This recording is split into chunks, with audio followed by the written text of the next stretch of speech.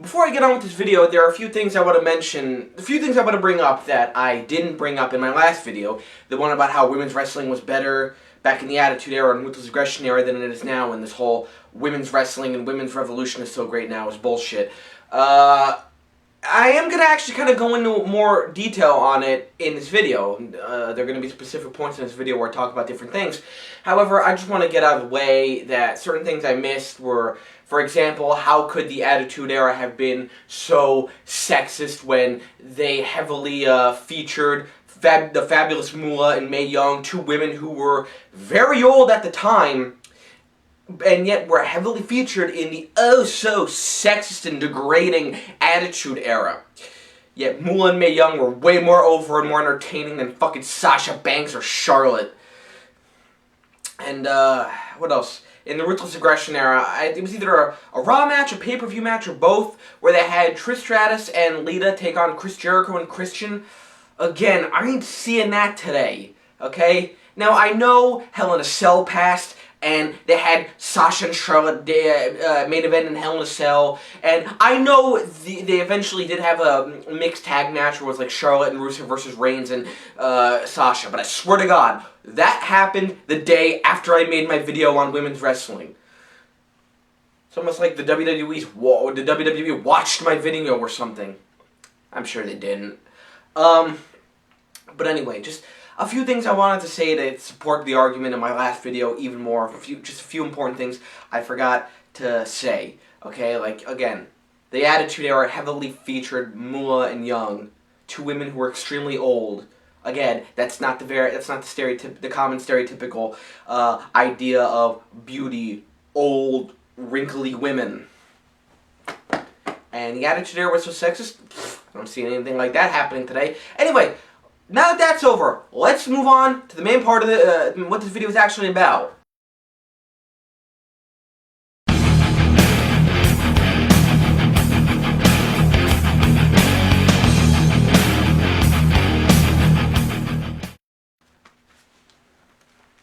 Hi everyone, my name is Not Important. Look at my hat, it's back for all my old viewers. I'm just joking. I just did that just in case a friend of mine saw this and it would infuriate him because, I don't know, he's weird, he's got problems, I don't know. Anyway, this has been a video a very long time in the making. I've been meaning to do this video for a very, very long time. Almost as long as I've been talking about wrestling on this channel. You know, it's a video that has to be done, and I'm sure probably a lot of other YouTube people who talk in front of a camera, like me, do this, have done something like this. But you know what? I'm here to give my opinion, my side of the argument, because it's got to be said, it's got to be done. Here's my video on why the IWC / YWC sucks. So, we begin my rant on the internet wrestling community and YouTube wrestling community with, let's see what I got here. The first topic at hand. Now, actually, before I get on with this, I have to mention, I have no idea what to call these people. You call them the IWC or the YWC, they say, you can't group us all together, that term, I hate that term, that sucks, you can't group us all together. You call them smarks, hey fuck you, you're a smark too. Technically yes, but you get my point. You're not helping your argument by saying I'm a smark too. You want to call them the hardcore fans, but then again, look, people like me are hardcore fans too. So my point is, don't sit there and write me comments saying, you can't group the whole IWC together, you're part of it. You can't call us all smarks, you're a smark too. Doesn't matter. You get my fucking point, and you know the type of fans I'm calling out here, alright? Now, let's fucking move the fuck on!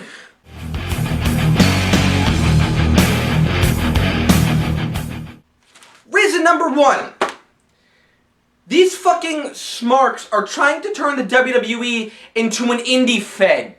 They're trying to turn the WWE into a wrestling company that draws only like 200 people at the most to a fucking bingo hall or school gymnasium or something. And they're trying to turn it into these. They're trying to turn it into this this type of promotion, this type of wrestling company that focuses more on just these bland wrestlers that go out there and kill themselves for like $5 a night. There's a reason the indies are the indies. I don't even have a problem with the indies existing, but it's just that they're there, that's what they are. The WWE, all the, the big time wrestling companies are supposed to be something different. However, all these hardcore fans, the IWC, the people of the IWC and YWC seem to want to turn the WWE into this, again, some indie garage fed, where it's not about characters and stories, it's not about sports entertainment or whatever. It's just about a bunch of bland, characterless, charismaless people who look like average Joes, who look like they don't even work out, who look like they're in barely better shape than me. Just do a bunch of fancy looking moves, and that's it. It's all about the fancy looking moves, even though wrestling's fucking fake.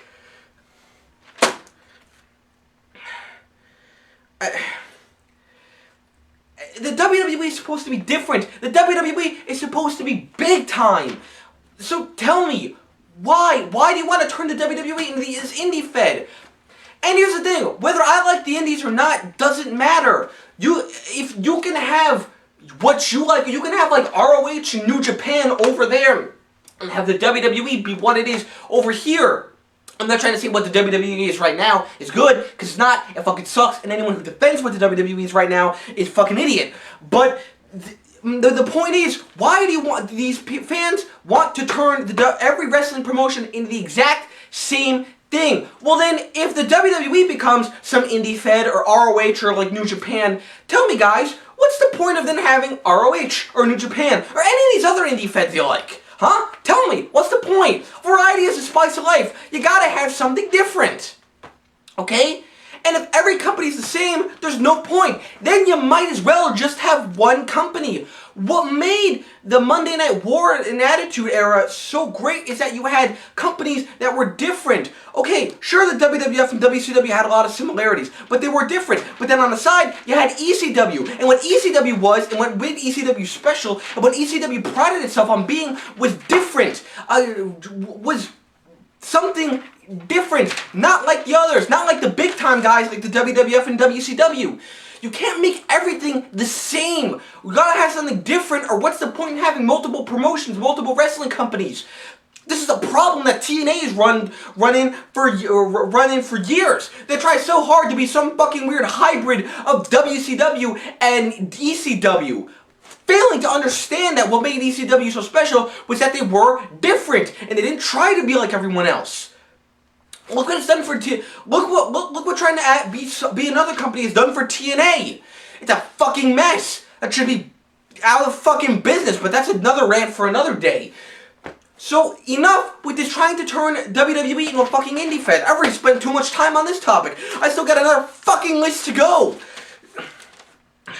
So that's it. Again, you can have your thing over there and watch the indies and ROH and that type of shit. Just in WWE should be different. And being different is good. Then you have more reasons to watch multiple different wrestling companies. Moving on.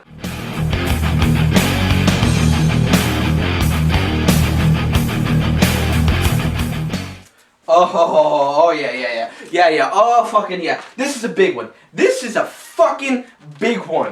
Alright? This overemphasis on match quality and work rate. The IWC, YWC, these fucking smarks, these hardcore fans, these new age fans, think that all that professional wrestling is about, all that matters in pro wrestling, technically is a good match. They think it's all about the actual in-ring quality. It has to be this carefully worked, legit wrestling match. News flash, you idiots! Wrestling is fake! And on a side note, before I get on with the rest of this topic, I need to point out that it's not an insult to say that wrestling is fake, because it's true, okay? Here's how you could tell the difference between a wrestling fan that actually knows what he's talking about, like me, versus one of these fucking smarks. Okay? When you say wrestling is fake, these fucking smarks cry. They cry just like a fucking, basically like David Arquette and Ready to Rumble, and they practically go, wrestling's not fake! But here's how you can tell. Also, a common thing they'll say is that it's not fake, it's scripted. I get what you're trying to say. Yeah, it's not fake because, you know, you can actually get hurt. It's just scripted. But let's face it, the matches are predetermined. By that fucking logic, they're fake. And I understand, it sounds like, well, some people always try to say to me, well, you would never say that to an actual pro wrestler's face. If you did that, they'd fucking kick your ass. I'm not saying it as an insult, though. It is fake. What these people don't understand is that the matches are predetermined by logic, but it's fake. Here's the thing. The matches in fights are fake. The risk is real, though, okay? Just because a stunt double gets hurt on the set of a movie doesn't mean the movie is real, okay? I believe the woman who is in the robot suit in Metropolis got lit on fire on set. That doesn't mean that the events of Metropolis were real, or that doesn't mean that there really was a fucking robot. The matches are fake, the risk is real. But these fans don't okay, going back, before I get back to the main part of this topic, here's how, again, the way different fans respond. These fans will be like, it's not fake, it's scripted, there's a difference. Fans like me will respond with a much more intelligent response and say something like, yeah, and? Thank you, Captain Obvious. What else is new? Wrestling's fake? Really? I didn't know. I like to come back with an insult or something. You know, the wrestling's fake. What, you mean like your mom's tits? I'm comfortable knowing that wrestling's fake. I'm a fucking adult. Another one I'd like to point out, okay? You know, people like, you know, wrestling's fake, and yet these guys get hurt way more than, like, UFC fighters. Which is real! As far as I'm concerned, most UFC fighters today are fucking pussies. Try fighting back when it was like a real fucking blood sport in the 90s. Because that's actually what UFC is supposed to be, but that's a rant for another day. So yeah, that's the thing. But going back to the match quality and work rate thing, these fans think that it's all about the in-ring quality. No, wrestling is fake. So what you do, the point is, and I can't believe I have to explain this to wrestling fans, let alone hardcore wrestling fans. You have the stories and characters and promos and all these other things to make you care more about the fake fight. That's why you have all these stories and characters and all these other things, to make you care more, okay? It's not just about the match. It's not just about legitimately making it look like a real wrestling match. It's about telling a story in the ring. The match is the primary way you tell the story. I'll admit, there are times, even if a story sucks, if the match is good enough, I may ignore it, but it has to be a phenomenal match, okay? It has to be something ridiculously good, like Austin versus Kurt Angle at SummerSlam 01, although the story there was really fucking good. I just kind of bring that one up because the ending was anticlimactic. But, it's not about the in-ring quality, okay? You could put on all the... I'll get to this later, but you can put on all the 5-star matches. It doesn't matter if you don't give people a reason to care about the fake fight. Then people are just watching two guys pretend to fight. This would be like if you were watching Rocky, but instead all the build-up to the fight at the end between Rocky and Apollo Creed was cut out. And you're just left with these two guys boxing, but not really boxing. What's the appeal? Oh, it's shot well, I guess. But you have no reason to care. I don't care why this one guy wins or the other guy wins. That's what it's like. It's like watching a movie like Rocky, but just cutting. But to all these fans, it'd be like all these fans about wrestling. They'd be the equivalent of like if you were watching a movie like Rocky and just cut out all the story and character and just have the fight at the end. Hurrah! Rocky didn't win, but he went the distance. But I didn't see all the build-up and everything, and my reason to care about him as a character, and I didn't get a chance to get invested in his struggle. So what do I care if the fight looked cool or not? And then there's the other thing, this emphasis on work rate. I fucking hate this fucking term! People want to talk about, well, this work rate.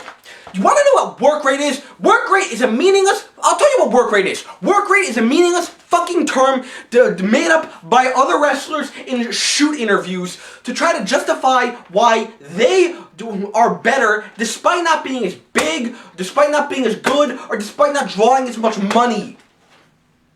You got wrestlers saying like, Hogan may have been big, but he wasn't that good. I was better because my work rate was better. Newsflash, you fucking cocksucker! Hulk Hogan is the biggest name in pro wrestling history for a reason. Oh, yeah, just because of Vince's backing. I don't think he had Vince's backing in WCW. Fuck! Again, work rate is a made-up term for people to try to justify why they weren't as good, why they weren't on top, why they didn't draw as much money as someone else. It's a meaningless fucking term. Wrestling is not about the in-ring match quality, okay? Or at least, that's not entirely what it's about. It's an aspect. And I'll even admit, the action in the ring is an important aspect. But at most, it's half of what's important. The stories and characters are just as important. And if you don't have that, you're missing half of something. You're missing 50% of something. And 50% is from what I know of, is a fucking failing grade. It's an F. You can't have one without the other. You need both to make a good and compelling wrestling match and wrestling product. Okay, so enough with the fucking work rate term. Enough with the fucking emphasis on match quality. That's not what it's about. Okay? And guess what? Wrestling's fake. God, I hate having to say that. Because I do hate hearing that wrestling's fake. Because people mostly use it as a negative, as something negative. To try to demean fans of pro wrestling and pro wrestling itself. I love pro wrestling. I always have and I always will. But I admit, it's not real. Actually, before I move on, there is one other example I want to give. It also relates to movies. It's a completely different movie than Rocky. I'm going to be using this example from. Let's compare this to Star Wars, okay? So, let me get this straight. These fans think that the matches are all about, the work rate and the match quality. As long as they do all these fancy moves, these technical moves / all these flips and kicks, all these high spots and shit, that's all that matters. That's what makes a good fucking match. Whereas, any match that may move at a slightly slower pace, focused more on telling a story, sucks. These fans would probably hate Rock and Hogan at WrestleMania 18. But you know what it's like? Again, let me compare it to Star Wars. You know what the matches that these type of fans want could be compared to the lightsaber fights in the prequel movies. In Phantom Menace, Attack of the Clones, and Revenge of the Sith, all those fancy and flashy, overly choreographed lightsaber fights in the three prequel movies. Oh, they look cool because they're moving so fast. They're doing a lot of choreographed moves and shit. But it's like, but really, who cares? I don't give a shit about Count Dooku versus Anakin or Obi-Wan or whatever. These characters suck and the story that's supported them sucks. So why do I care? Why do I care about the lightsaber fights in Revenge of the Sith between, like, Obi-Wan and General Grievous, or Obi-Wan and Anakin, or Yoda and Palpatine? The stories around them sucked. The movies have given me no good reason to care about these characters. So why do I care about their flashy fights? And that's that's what these fancy matches that these fans overrate feel like. Oh, they've got great. The in-ring quality is great. They've got work rate or bullshit. It's all a bunch of show though, and no substance. Compare the matches, even slower matches that tell more of a story, like what Hulk Hogan would do back in the day. These fans love to shit on Hulk Hogan, and I'll go more into detail about that when I talk about how they treat the legacy of the past.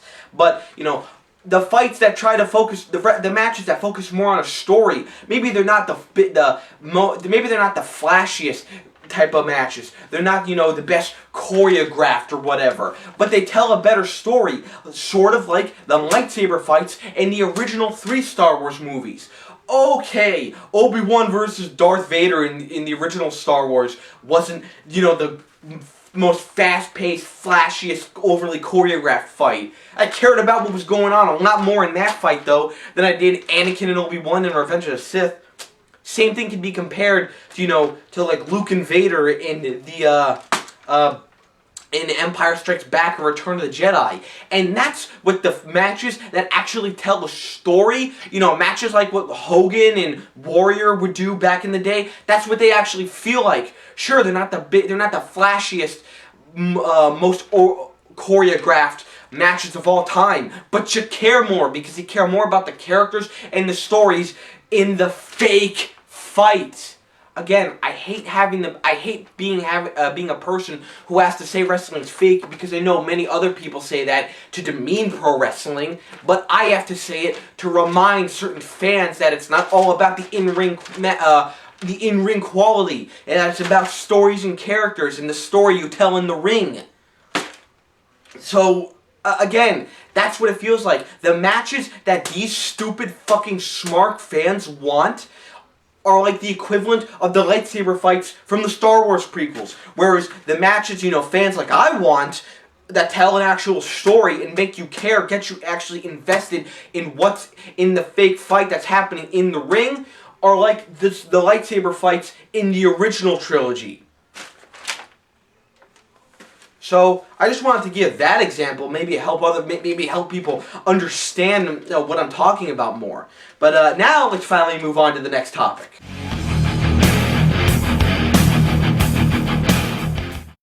Okay, this one should be a short one.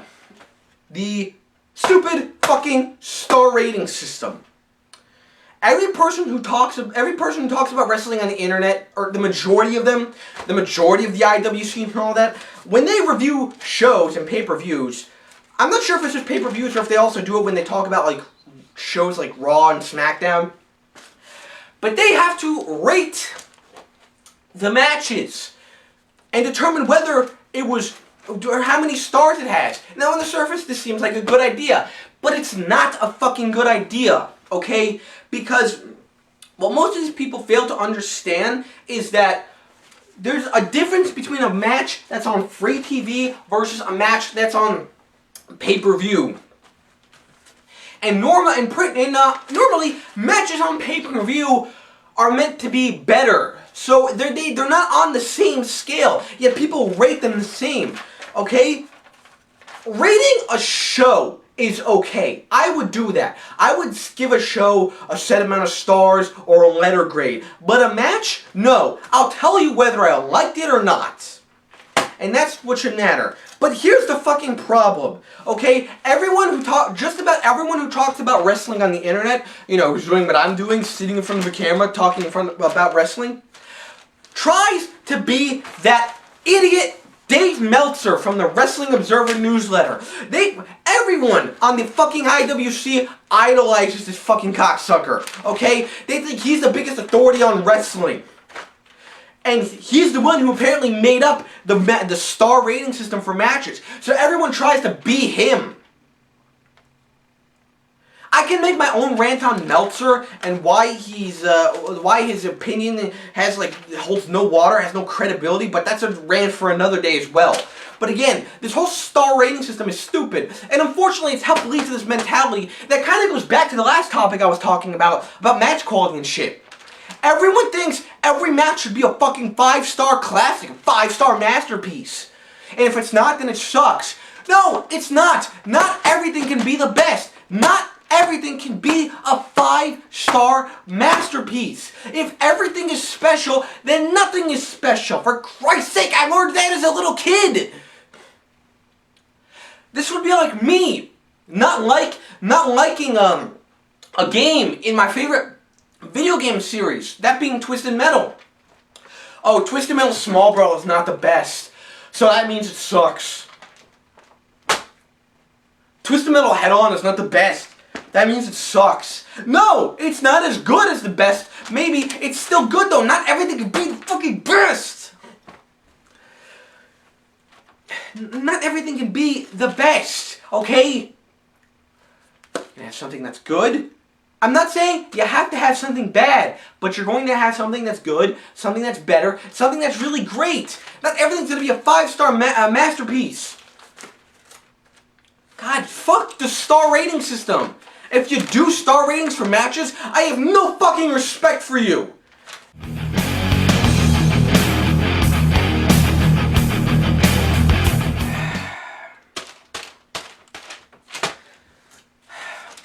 Another thing these fucking smarks will try to do is diminish the legacy of the past. Primarily the Attitude Era, but they tend to do it with the overall past in general. But the problem is, okay, I understand. It gets annoying when you hear all the people on the internet go on and on about how the Attitude Era was so great and how they want it back and that's what wrestling is supposed to be. I just want wrestling to be good, but I would kill to have the fucking Attitude Era back. But then you have all these fucking hardcore smarks in the IWC who feel the need to diminish the legacy of the past, and as I said, primarily the Attitude Era. I don't know if they legitimately think this, or if they're just if they're sick of all the people glorifying the Attitude Era and the rest of the past, or they just feel the need to be a fucking hipster and be different. You'll hear them say like, oh, the Attitude Era wasn't that good, you know, it really wasn't the best, it's overrated, this and that, the bra and panties matches, and then Stone Cold and The Rock didn't have the work rate, and the matches are better now. That's another fucking thing these assholes will say. They'll talk about how the matches of today are so much better. Oh, really? Well, who cares? Because the ratings are going fucking down. Nobody cares about whether the matches are better than what Hulk Hogan had in the 80s or what Austin and The Rock had in the Attitude Era. It's clear as day, less people are watching, and it's nothing but a vocal fucking minority that praises all these great matches of today that are better than the past. That's not what it's about, and they're trying to diminish the past so they can make what they like today look better by comparison. That's not how things work.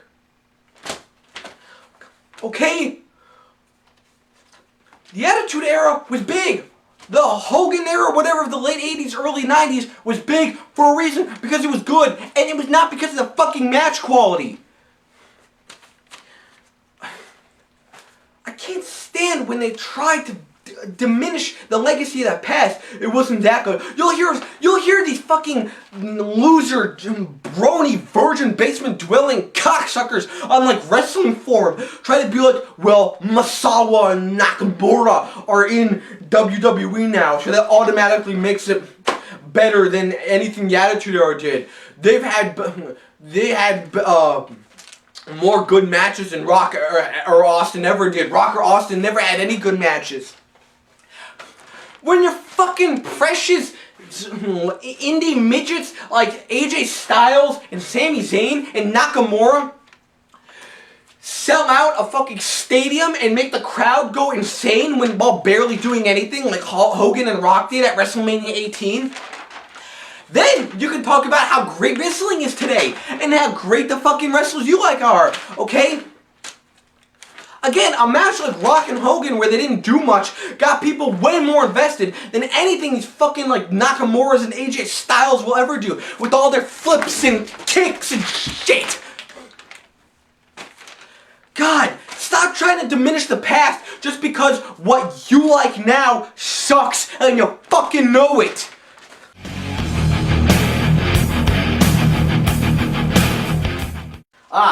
You see, this is what I was talking about in the beginning of the video, where I was talking about certain things I missed in my past video about women's wrestling.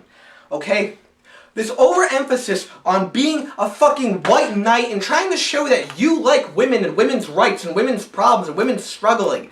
Okay? So many of these guys are probably these fat, basement-dwelling, virgin, brony losers who, again, and if you think I'm exaggerating, like, being mean like that, I have seen this on Wrestling Forum. These fucking guys will have, like, My Little Ponies for their avatars or some shit.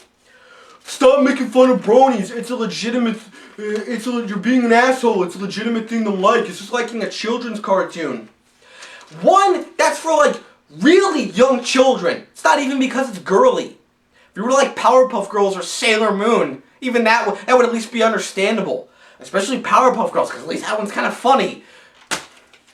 But no, these fucking losers in their My Little Ponies, thinking guys like Shinsuke Nakamura and AJ Styles are the best wrestlers ever. But going back to the women's wrestling thing, these guys, again, were like the ones I was talking about in my previous video on women's wrestling. Going back to also diminishing the legacy of the past. Trying to say, like, you know, the bra and panties matches and bikini contests of the past were so fucking degrading and sexist. Even though I already made a fucking rant to show how women's wrestling was actually a lot better than legitimately for the women and the wrestling.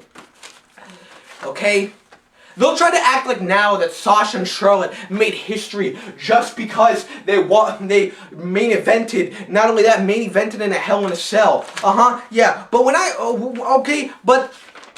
but that doesn't mean jack shit. Again, as I mentioned, Victoria and Lita had a cage match in the Ruthless Aggression era. There was a pay-per-view match where Trish and Lita fought Chris Jericho and Christian. Two guys who were legit, like, upper mid-card guys / main eventers.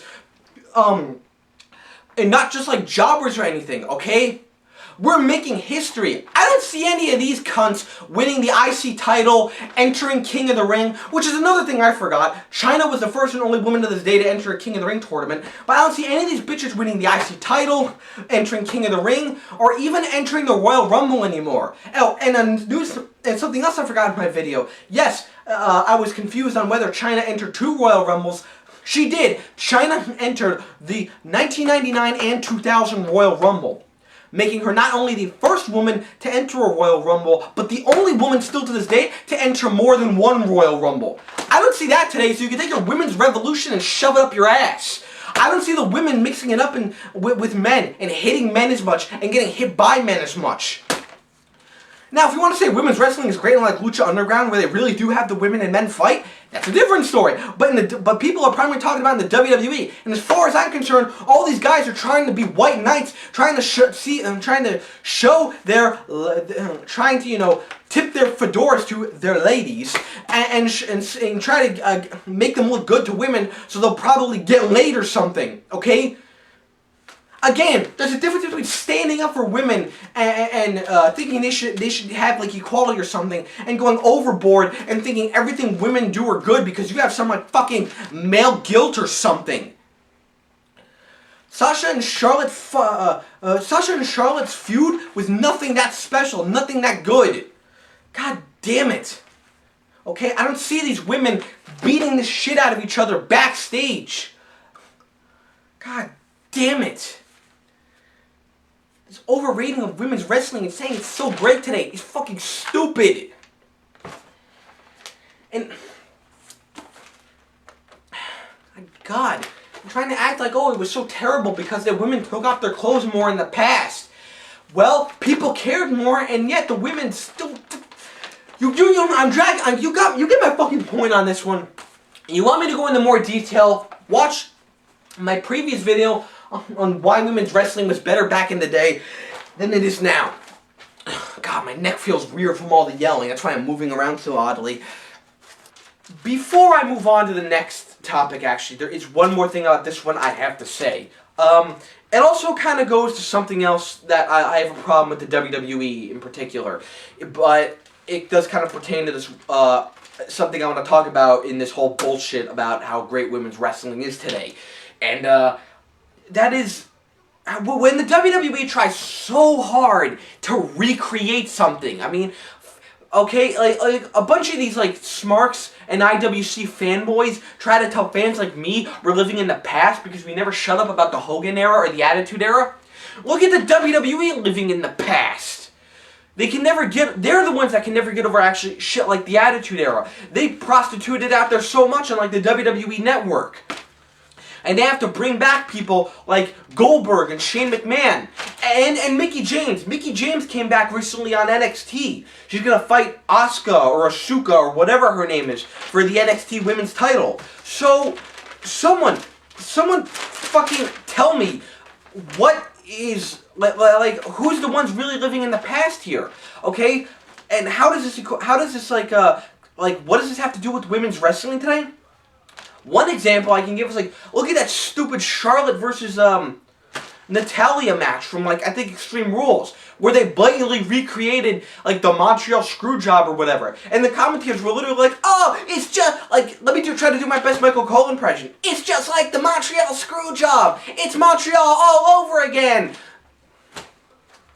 That's my best Michael Cole impression. But the biggest example, the biggest offender of this I can give is the fucking 4 horsewomen of NXT and their attempt at the curtain call incident.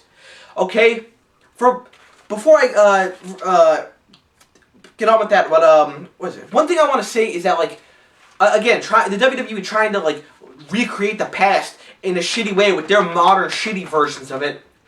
You know, they've got the 4 horsewomen of NXT: Becky Lynch, Charlotte, Sasha Banks, and Bayley.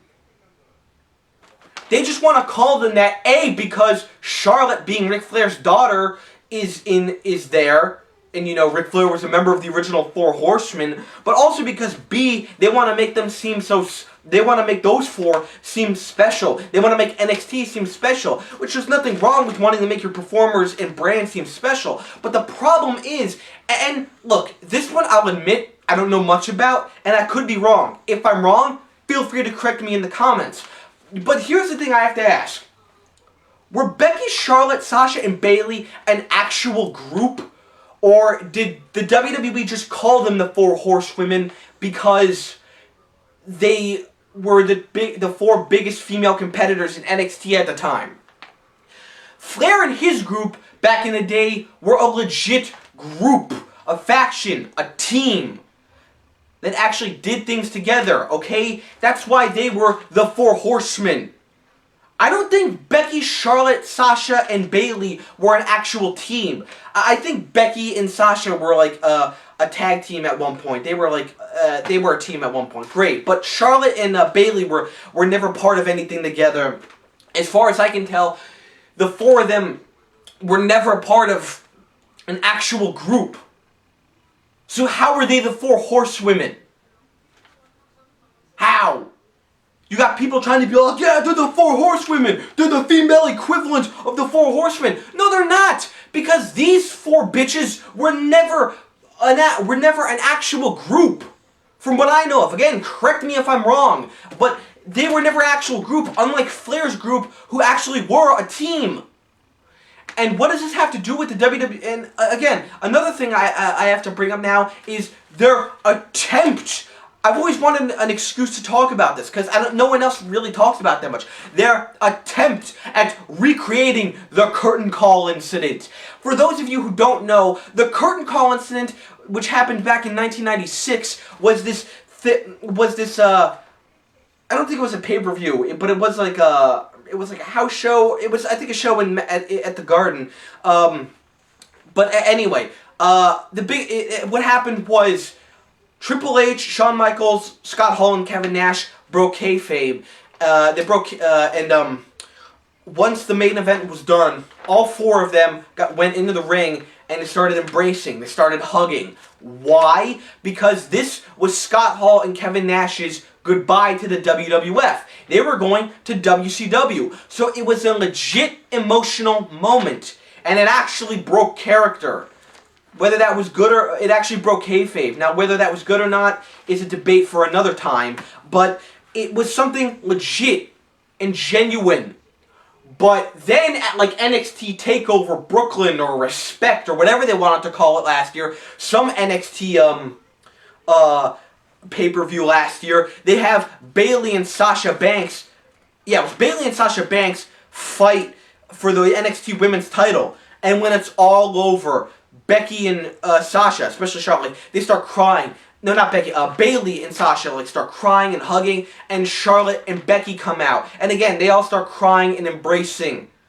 And I could have sworn, I think even I could be wrong on this too, but I think even the commentators were like, it's just like the curtain call incident with Triple H, Michaels, Hall, and Nash back in '96. No, it's not! You can tell the WWE had this planned. You can tell they all had this plan that they were gonna come out, cry, hug, and embrace, and apparently say goodbye, even though it wasn't a real goodbye. You could tell the commentators were blatantly ready to call it, say it was just like the curtain call incident. And that's the problem. The original curtain call incident in '96 was genuine. It was real. The one with the 4 horse bitches wasn't. You could tell this was planned. And even then, it did not have the same emotion, because the original curtain call incident, Hall and Nash, it was a legit goodbye. Hall and Nash were legitimately leaving. They were legitimately leaving to go to another company. Okay? And Hall and Nash didn't come back to the WWF for, like, what was it? 1, 2, 3, 4, like 5 years, no, 6, it was 02, not 01. They didn't come back to the WWE for like 6 years. Okay? What? Oh, Bayley, Sasha, we're gonna miss you. They were just going up to the main roster. That's it. They're basically still in the same company. No, not even basically. They were still in the same company. And even then, 1 year later, all 4 of them are on the main fucking roster. So, what was the point of trying to manufacture and force such a touching moment? Again, what does that have to do with this? Further proof how this whole women's revolution and all that is bullshit. How it's women's wrestling in the WWE may be better than it was like from 2008 to 2013, but still pales in comparison to the Attitude Era and Ruthless Aggression Era, because look, they're trying so desperately to fool you into believing this bullshit that women's wrestling is going through some kind of renaissance, as what culture would say, or some kind of boom, like boom period, or any other word I could say for great. But really, it's bullshit. And that stupid manufactured version of the curtain call between the 4 not horsewomen was further proof. The original curtain call was something genuine and real. It was a real goodbye. The stupid 4 horsewomen's version was not. And they are not the 4 horsewomen unless they were an actual group, an actual faction. If they were not, then they don't deserve to be called the 4 horsewomen. This has, and again, my whole ranting on women's wrestling here has nothing to do with saying that women should just only go back to taking off their clothes and do bra and panties matches. Okay? Again, there's a fucking difference between standing up for women's rights and equality, and literally thinking everything women do are great because you have some type of male guilt.